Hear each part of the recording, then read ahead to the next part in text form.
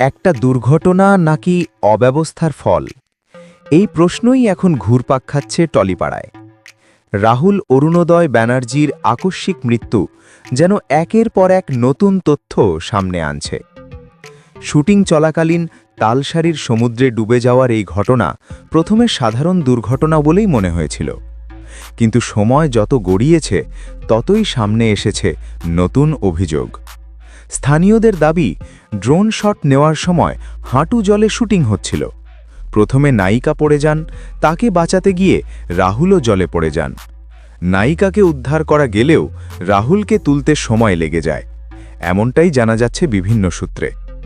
অন্যদিকে প্রযোজনা সংস্থার বক্তব্যে মিলছে না সেই ঘটনার বিবরণ, ফলে তৈরি হয়েছে বিভ্রান্তি ও প্রশ্ন। এই পরিস্থিতির মধ্যেই 7 দিন পর এফআইআর দায়ের করেন প্রিয়াঙ্কা সরকার।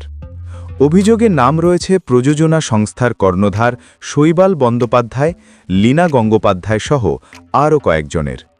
আইনের একাধিক ধারায় মামলা রুজু হওয়ায় বিষয়টি এখন আইনি পর্যায়ে পৌঁছে গেছে।